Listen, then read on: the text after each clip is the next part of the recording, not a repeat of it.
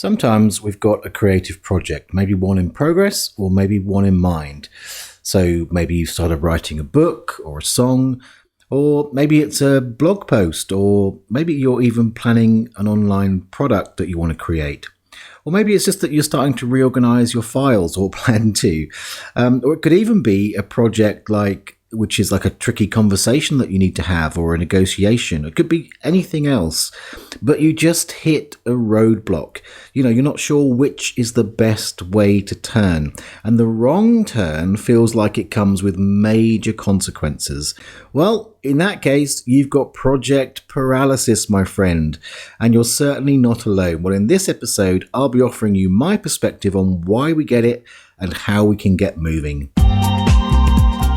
Welcome to the Be a Brilliant Human podcast.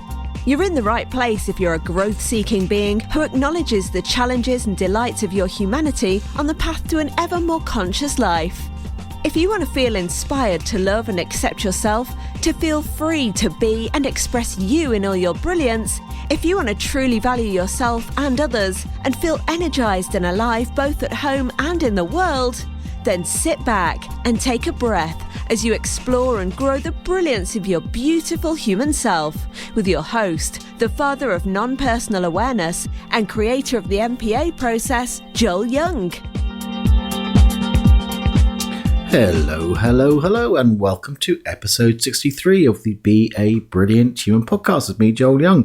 I am delighted to have you here. If you're brand new, then so glad you found us, and I hope that you enjoyed this show and check in on the previous 62 episodes, and stay tuned, hit that subscribe button so you can listen to the ones that are coming up weekly as we go forward into 2021 before too long. Gosh, we're already deep into December. And next week I'll be getting rather Christmassy with you through the Christmas period, just for fun. But as ever, I'll be making it useful and inwardly looking to a certain degree anyway. So stay tuned for that. So also, if you're brand new, then just to let you know, and if you're not new but you haven't yet done this, then go ahead and do it. Often I'll be talking about MPA, the MPA process. MPA stands for non-personal awareness, and it all starts with the MPA process, which you can get for free either via the show notes or any of the pages on www.beabrillianthuman.com. The show notes for today, by the way, will be www.beabrillianthuman.com/63, or also on the main MPA website, which is joelyoungnpa.com. Go ahead and get it. MPA is a beautifully simple way to stop taking things personally. It helps you to apply Teflon to your life in a way that, so you're not like some frying pan that gets egg stuck to it. One of those shiny new ones, stuff can slide off, which means you can fully experience the juiciness of life, and yet not take things personally, carry stuff around that's either not yours or has no business being around anymore. So today we're talking about project paralysis. Now, as I said in the intro, on one hand, that can be where we get stuck in an obvious project like sorting our files out or writing a book or those kind of things. But also I want to focus on that inner realm, because the whole idea of project paralysis, or getting stuck in the process of creating something or making something happen, there's a lot of stuff that happens on the inside. So I mentioned having tricky conversations. That's kind of an internal or more not so obviously a project, but I see this also in terms of the thing that stopped people from going through transformation processes. So I'd also put that under the umbrella of project paralysis, because ultimately it's the same thing that's happening. Also today, I want to thank on YouTube someone called CamDog21. Not sure what your name is, but hey to you, new subscriber, who also put a great question on episode 60, which was about embracing polarity. And so at the end of the episode, I am going to answer the fabulous question, or speak to the question that was asked, and tell you about that. So stay tuned for that. One of the things I love about it is that it's clear that CamDog was engaged with the content, tried it out, had some questions, also resolved some of their own questions but wanted to get my input on it. And you are very welcome to do that. If you're someone who listens to this podcast on YouTube, you can do it just like they did on the comments.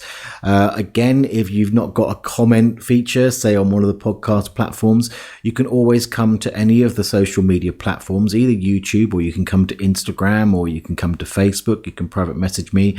So generally I'm at Joel Young MPA across the board, like Instagram, Twitter, those kind of things. Not that I'm a big Twitterer, to be honest.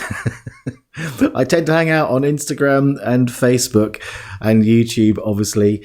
And on Facebook, you can find me. The main page for MPA is MPA Rocks. Just facebook.com/NPA Rocks will get you there. Like that page. And then there's always a post for each of these episodes, which you can comment on and ask any questions. And also, if you want to get in touch with me via the beabrillianthuman.com website, on every page, there's a button there that says message me or send me a message, and you can leave a voice message. And if you're okay with it, I'll check in with you. Then you could even have your question in your own words put onto the podcast. And I'm always open to comment, put your teeth back in, Joel. I'm always open to topic suggestions. We already talked about, eating issues, which was suggested by somebody via Instagram. So I'm always up for you telling me what you would like me to talk about. All right, without further ado, let's talk about Project Paralysis. Now, I've subtitled this, Why We Get Stuck in a Creative Process and How to Get Moving Again. So I'm going to start with the why we get stuck. And we'll cover that a bit, give you some of the sort of bigger picture of things, and then we'll get granular and into some specific suggestions that I have of how you can get moving again. So I very deliberately called it Project Paralysis because paralysis is a state which is based on fear. It's where we really don't move. We want to move forward, but there's some kind of fear. Normally, it's a head story, right? We have some kind of mythological doomsday story in our head that, if we make the wrong move, because progress means movement, right? If we make the wrong move, then something bad is going to happen. And usually it goes a bit further. It says something's bad is going to happen that I can't recover from. I can't reclaim or get back. It's like that wrong move or that wrong decision is just going to make everything unworkable or ruin the progress that we've done or take me down a blind alley, or those are the kind of stories we have in our head. And usually it's a myth. Now, I do need to put into the equation here that, any project, any idea that we have about doing something, going somewhere, there are times when, the project's just a non-goer. And there is a difference between recognizing when sometimes you just need to throw the whole idea out versus that sort of fear-based paralysis, which is really about that fear of moving, fear of making a mistake, or fear of not being able to get back from where you go. So take some discernment there. Now watch out for the red flag where you try and tell yourself, oh, it's just a non-goer, to offset the challenge of actually facing the fear or looking the fear in the eye, or even the challenge sometimes of the success that might come if you actually get this project completed. But those are kind of asides, because I want to address the sort of the fear-based idea that stops us, that fear that we don't trust ourselves to be able to recover as we move through the inevitable, in quotes, sort of mistakes that we have. And I want to say that, not moving forward is a particular pain. It's a pain that actually builds. Even if you're not moving or not even going backwards, the fact that there's this urge to move forward, which is a very natural human thing, and yet we block it through fear, it has a tendency to build up. Now, we can hide it from ourselves pretty well, but even if it's hidden and doesn't seem like it's having an impact, it's like something which sort of churns away or gnaws away underneath us. And usually at some point it does begin to build, then it spats out or shows up in different ways, and symptomatically in other areas of our life, or sort of over time it can show up as a shutdown that happens. You've got lots of unfinished ideas and projects, and then, you suddenly start to feel like you're a bit purposeless or a bit empty, that's likely symptomatic that you haven't sort of really taught yourself to move through those fears, or to face them, or to bust the myths that are there. Because the thing is, as humans, we are kind of innately adapters, and we're creators by nature. It's even built into our immune systems. I remember I listened to one of Bruce Lipton's CDs, and I'm trying to remember which one it is. It's probably The Biology of Belief, or The Power of Healing Cells, or something. Anyway, that's not the point what it is, and I haven't looked it up in advance. Forgive me. But the point that he was talking about was how our immune system works, or specifically he talks a lot about genetics, and how and this is kind of topical with the whole COVID thing that's going on right now, but the way that our body deals very naturally with foreign invading viruses or bacteria is the way that immune system works is it wins by virtue of mutation. So mutations happen, and they'll happen, and then effectively the immune system will say, does this work? Tries to attack the invading pathogen. It doesn't work, so it mutates again, and it mutates again, and it mutates again. At some point, that the gift of that sort of genetic capacity to mutate, and when I'm talking genetic capacity to mutate, I'm talking about epigenetics rather than the actual genes changing, but we're getting into biology here. Epigenetics really is sort of the thing, the sheath that goes around the genetics that turn them on and off, and that's how the mutations actually work. And you know what, I'm going to hold my hands up and say I'm no expert. I wanted to make a point here. The point is, the immune system in some form, on some genetic mechanism, mutates in order to find the way that works. The point of this is that our biology is wired to move forward and be willing to make mistakes. It learns through mistakes. And haven't you noticed that's pretty much how we learn all the time in life? We learn, we make a mistake, and then we correct. We make a mistake, and then we correct. And yet somehow, within these projects, within the civilized sort of meta world of life, we have somehow seemed to blocked off that sort of alignment with our natural sort of biologically hardwired nature to adapt, which means we get stuck. So really it's about accessing the mental freedom to get out of the way and let our natural inclination to iterate and progress to come to the fore. So that's what we're going to suggest you do. In fact, I'm going to suggest that if you take one thing away from this podcast today, it's trust your ability to self-correct. Because I think underneath all of the stories about the terrible things that are going to happen is that underlying idea that you're not going to be able to come back for it. And that's where the paralysis comes in, because that idea just escalates the fear and causes us to stop. But our biology, our natural nature, we are expansive, growing creatures. There's lots of ways and lots of things that we can do to help our mind, more than anything else, get out of our own way and understand that we do have the ability to self-correct. So you could fair enough say to me, well, that's all very well, Joel, saying, trust your ability to self-correct, but, I don't trust myself. How do I get to trust myself? Well, I'll often say, trust is built with evidence over time. But the thing is, you've got a backstory, a life of history where there's, I'm sure, plenty of evidence of your ability to self-correct. The thing is, when we succumb to the fear, when we believe the myths, then it kind of deletes our ability to find that evidence. So it takes a conscious sort of searchlight, really, to look back and look for the evidence of where you've been in these situations where there have been tricky decisions to make in order to make progress, where you have moved forward, perhaps even good places to look is where you have, in quotes, made those mistakes and yet have moved forward and self-corrected. So by finding specific evidence in your life of that, you kind of build the muscle of that awareness that you have the ability to self-correct, which in turn will give you more muscle power, more ability to do that going forward as you meet other situations where you might otherwise succumb to project paralysis in your life. So I'll give you an example from my life, and I'm going to use the kind of tricky conversations example because, again, it's one of those internal things that relates in a way to my own personal growth.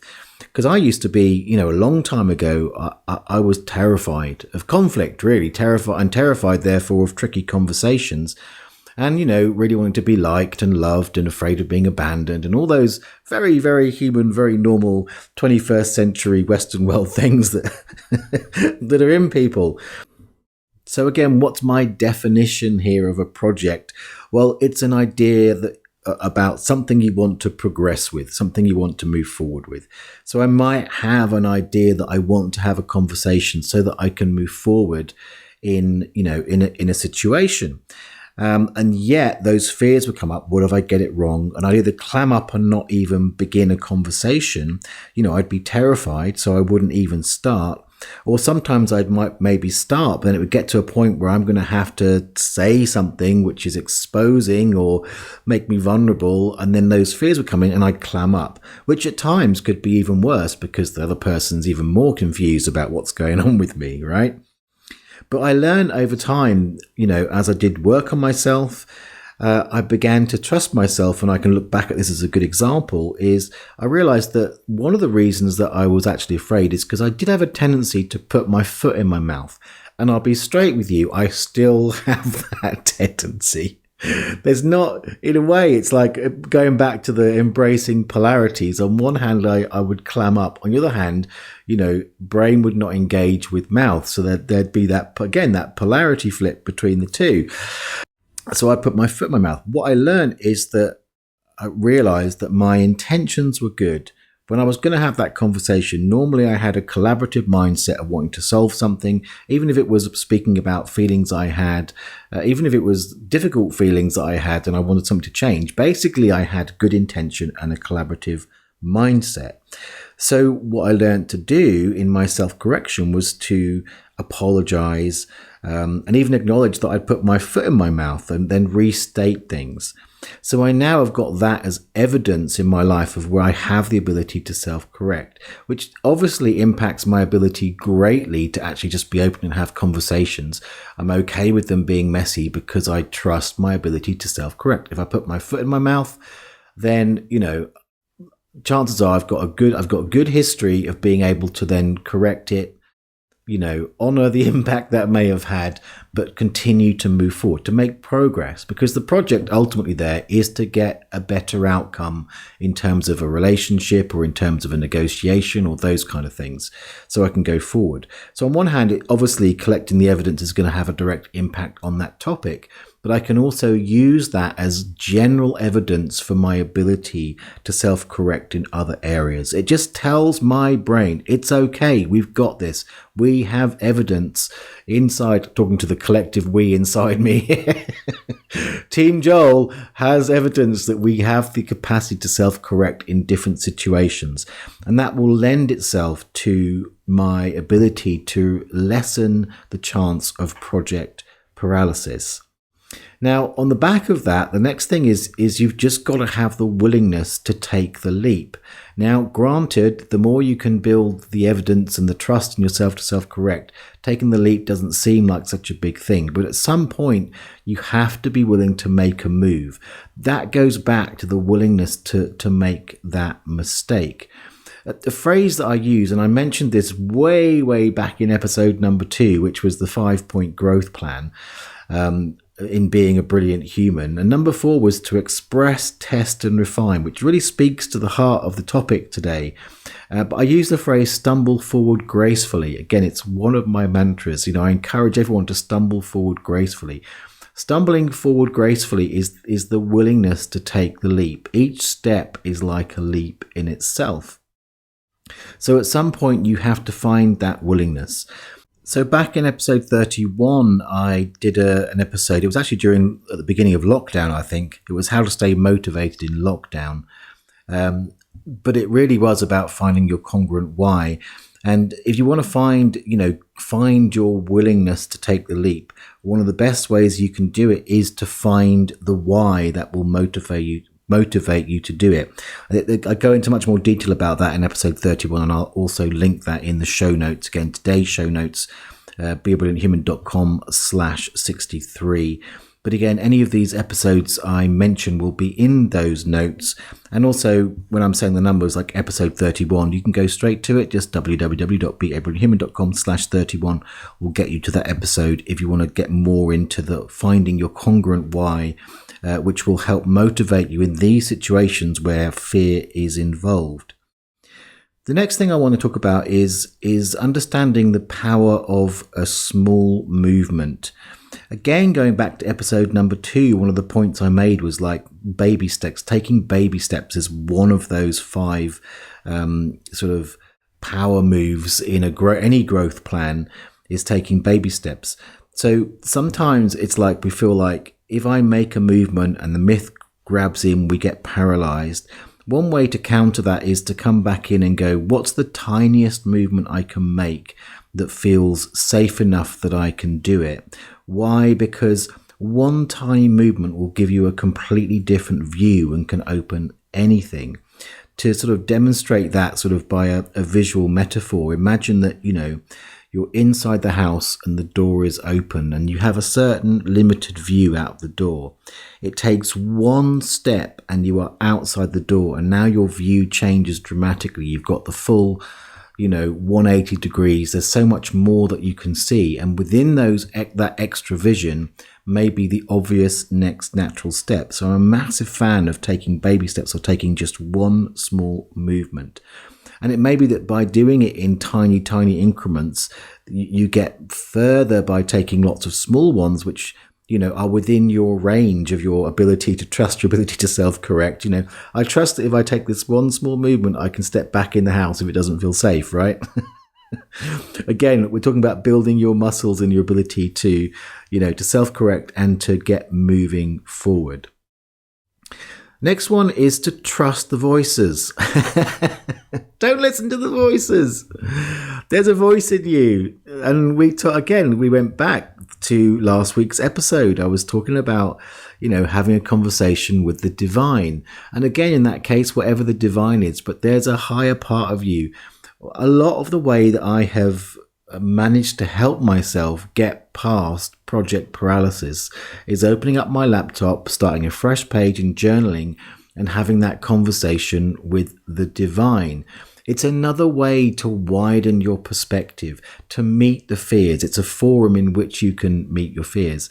So sometimes when I say trust the voices, I'm talking about putting yourself in receiving mode, getting out of your own way, first of all, through the device of a conversation with a bigger part of yourself or a different perspective, which can help. Again, remember the whole point here is to help move through the mental trash, because your innate ability to progress is already in your biology. All right, so those are my main suggestions for you of how to get moving if you experience Project Paralysis. Let me know where you find it, and you could welcome again, as ever, as did Camdog21, ask questions about it, which brings me very beautifully segued, quite by accident, to me wanting to address that. So let me talk to you a little bit about the question that was asked, and I'm also going to give you my answer. Okay, so first up, a big thanks to Camdog21 on YouTube, who left this very thoughtful comment on episode number 60, which was embracing polarity. And so I wanted to sort of get to it here because it's kind of a big topic. So I'm going to read you the comment. There's actually 2 comments, one follow-up. Camdog, I don't have your name, so I can't address you by name. And so I'm going to read that out, and then I'm kind of just going to riff on the answer. So CamDog21 said, first time tuning in, welcome. And I like the perspective. The procrastination example makes a lot of sense. Procrastination seems like an obvious reframe to relaxation. And by the way, an aside here, if you haven't already listened to episode 60, I hope this will make some sense to you, but it will make much more sense if you've already listened, and you can do so. You can always pause this and go there now. Just go to www.beabrillianthuman.com/60 to listen to the episode that we're talking about.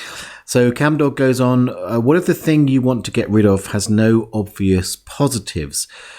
And again, the context of that is one of the ways that I suggest that you look at any polarization that's happening within you is to look for what's the sort of positive side of each part of the polarization. So they go on, for example, if you wanted to stop correcting or criticizing others or any other more aggressive or antisocial behavior, are you able to explain how to apply this idea to some other examples? Then they came back with a follow-up comment before I'd seen the first one and said, actually, I've figured it out with regards to criticism. Go Camdog. That's application. I love that. Went inside in some way and found their own answers. And they say, and it was very interesting and rewarding. You've got a new subscriber. Thank you so much and welcome aboard. Still interested to know your perspective on polarity on stuff with more justified bad PR like racism, violence, etc. So this is great because I do believe that episode is actually a really important episode. I think, as I said in that episode, polarization is such a big thing in our society. It's very divisively used by, politicians and people in power, which in a way it has done for years. And we'll get into that if we talk a bit about racism as an example, as a device to sort of divide and conquer, separate, control, all of those kind of things. And then within ourselves, where we have polarization, we can end up flip-flopping between sides, and we don't really find that sweet spot, which is where, the subtitle of that episode was, turn your pet peeves into your superpowers. And if you really go like CamDog21 did, go inside, you can find where the polarization can actually be moved from a place that brings tremendous charge and therefore stuckness into a place of tremendous movement. So, and again, the point, things that have really bad PR like racism and violence. So racism is a good example. It's a hot topic, right? With all the Black Lives Matter and other things that have gone on in our society. And within it, there are areas with nuanced conversation and areas where polarization is still alive, which means we end up again with the flip-flopping and basically the kind of the wars that go on around ideas because the ideas are so polarized.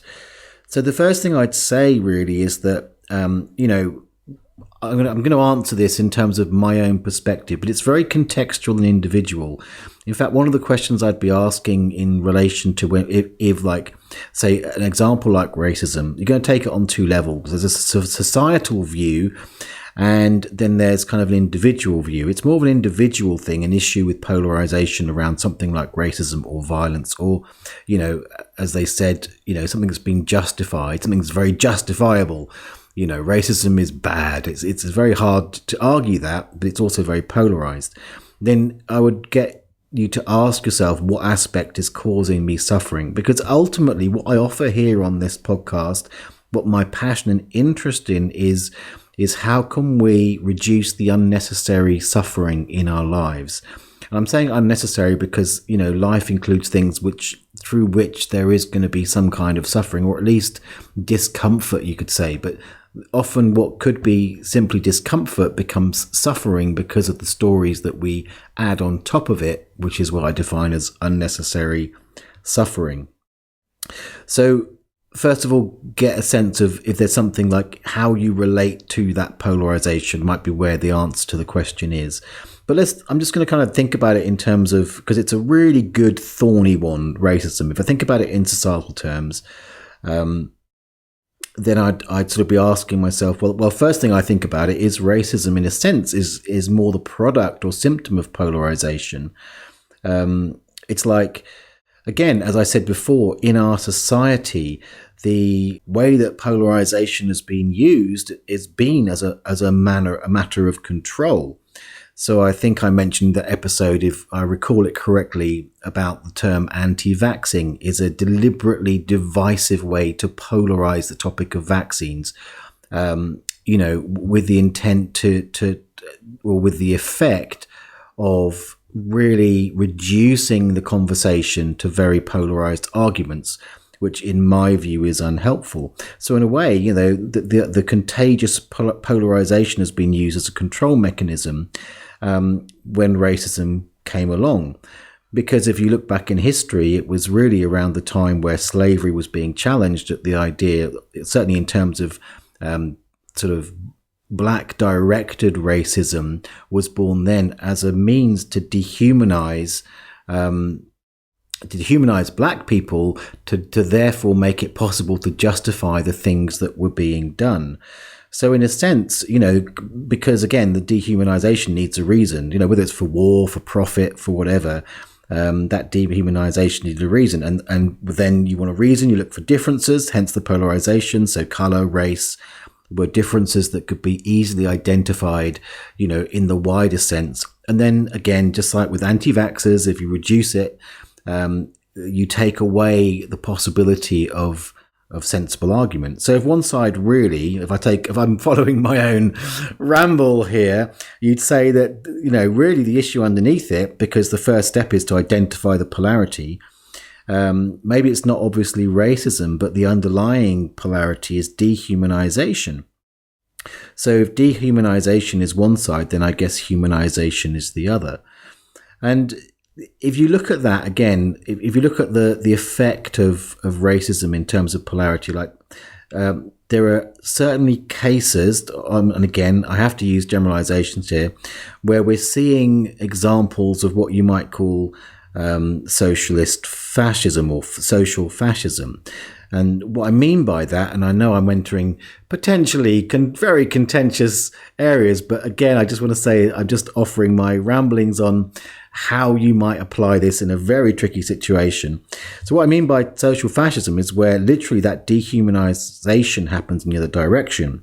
So the slight sense or trigger of any kind of nuanced conversation around race, for example, is immediately labeled as racism, which dehumanizes the person that maybe is wanting to make a point about something. I don't know what that is, but in that, the dehumanization ends up flip-flopping back the other way.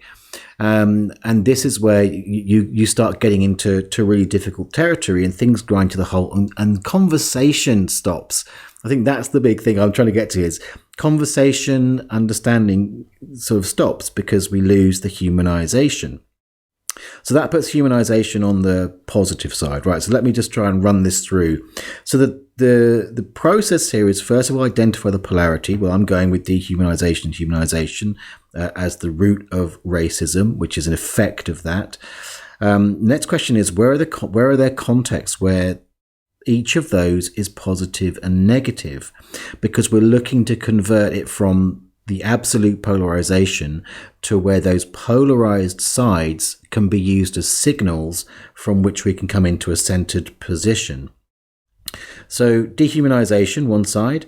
In the negative sense, well, that's, pretty easy to do. Where is dehumanization negative? It's always negative. We've got back to, it can't possibly be good. Well, we're going to have a look at that. That's part of the process. Well, you lose connection in dehumanization, and, I guess it doesn't benefit the whole, I guess, is the way I'd look at that. Dehumanization doesn't benefit the whole of humanity. And to look at it, I'm asking myself now, where is dehumanization positive? Now, that's pretty challenging to think about that, but this is the process that you're going to need to go on, because often our polarized ideas are very strongly held ideas. So I'm kind of challenging myself right now and going, well, how the hell is dehumanization? What context could that possibly be positive in? So what comes is, I think, in terms of, I have to go to the bigger picture. I have to go to a place where I understand that just like our bodies are filled with cells of different types, and including that we have white blood cells. And white blood cells, their job is to take out infection. So infectious or cells that are not helping the whole of the body will need to be attacked by the white blood cells. Maybe they are called T cells. You can tell I'm riffing here, can't you?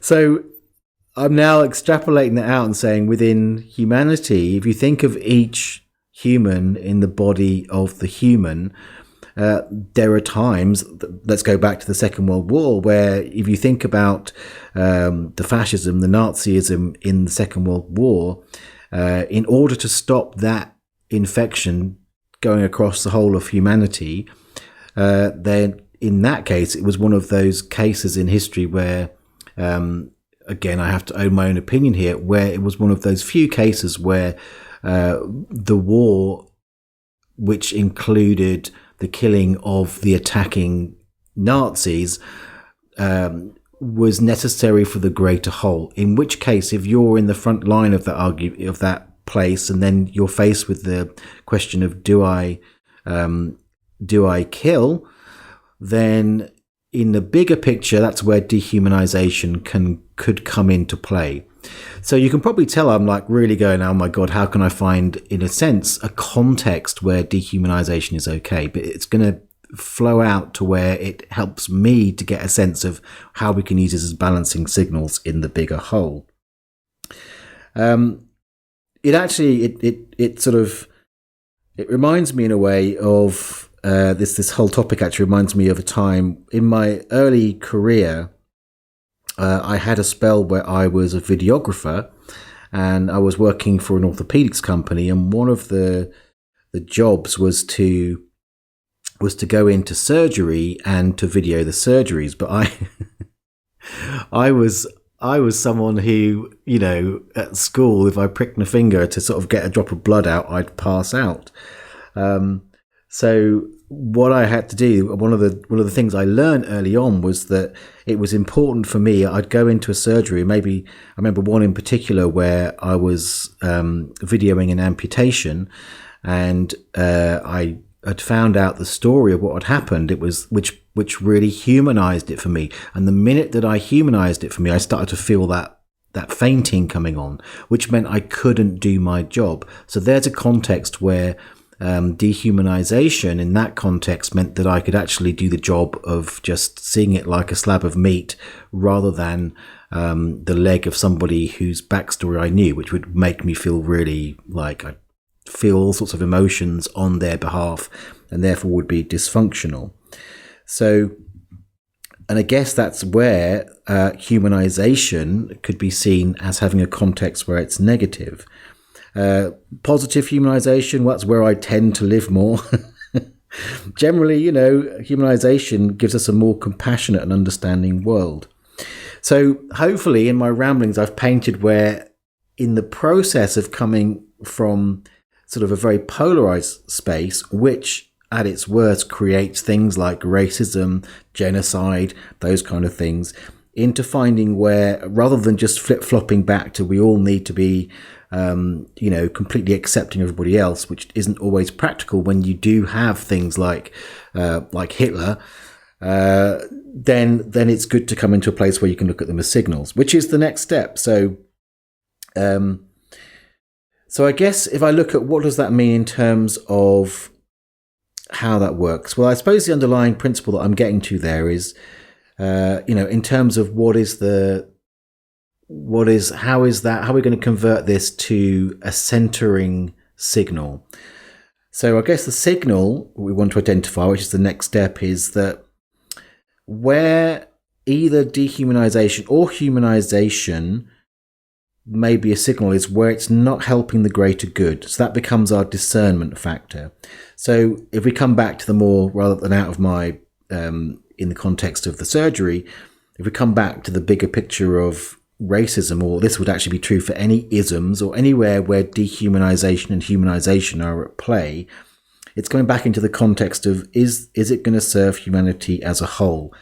Because from that place, we can then have a discussion about whether, for example, the context of stopping the spread of Nazism and the greater genocide and such like that Hitler was doing, versus the idea of dehumanization for the purposes of profit and subjugation, which was what was happening in slavery.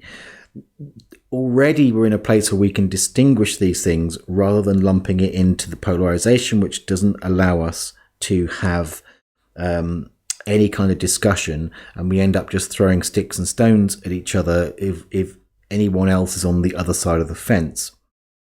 And I guess that means that the centering response here is to then aim to come towards, or to realize that if I float more into dehumanization, I'm going to ask myself the question. I'm going to go, okay, I can sense this is not helping the greater whole. And how is it helping the greater whole? Then would be my centering response.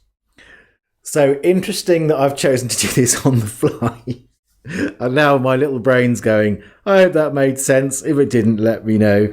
But I'm wanting to model how on a really thorny issue you can go through the process of looking at polarization. And my intention there was to deconstruct the absolute that, for example, racism is bad, or racism is good. That's the polarized thing. So I ought to take that argument, because I took it off to dehumanization, humanization. So if we look at it purely on the level of racism, as racism, the other side might be total acceptance.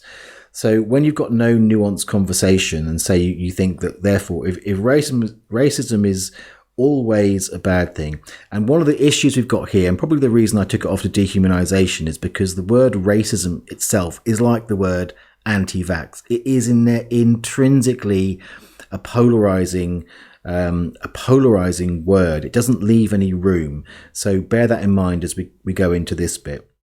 If we put the other side as total acceptance of, say, cultural ideas, well, generally, I imagine most of us listening to this are in favour of acceptance of cultural differences. But again, going back to, say, Hitler, which in a way it's not racism by colour, but it's ideological-ism, if you like. If there's total acceptance, what happens if one culture impinges on another? Then we're getting into the realm of boundaries. So if you go polarization, you end up throwing sticks and stones, and this isn't a situation where, most situations are not quite at the World War II stage. Most situations are just differences of opinion. But there are times in there where you're going to want to be able to have good boundaries, and then have a discussion around those boundaries in a way which facilitates how we can actually live together and embrace the differences, which is at the heart of coming out of the polarization, is to be able to embrace the differences, to have the nuanced conversation, to begin to understand each other a lot more. All right. So I probably should have made some notes before I did this section, but I need to get this podcast done. And you know what? I mean, I'm not going to pretend to be someone who knows the insides and outs. I have experienced where looking at polarization, certainly in terms of our internal world, it's a powerful, powerful tool. I think it gets a lot thornier when you look into these big things. But again, if I come back to the intention, interesting I'm noticing, because on what I've just recorded for today's podcast, I was talking about how I've got a tendency to put my foot in it, and I've just boldly gone forward in this project of answering Camdog 21's question. But hopefully it's something which has given you an idea that my intention with the depolarization is to deconstruct the absolutism, to allow space for there to be conversation, allow space for there to be an understanding of nuance.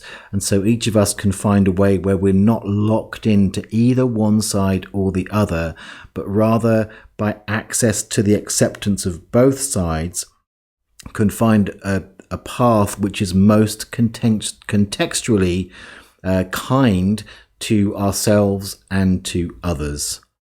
And of course, if you have another opinion, if you have some input on this, it is a hot topic, then let me know. As Camdog21 did, that's possible via comment on the YouTube channel, which again you'll find at youtube.com/Joel Young, or any other of the social media platforms where you see a post about episode 63 is a good place to do that. Otherwise, I think that's a wrap for today. I've run long on my answer. Well, I send big love to all of you. Thanks so much for being here.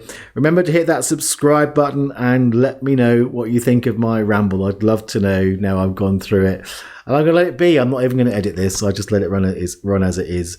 Big hugs to you. I'll see you next time. And all that remains is to cue the moo.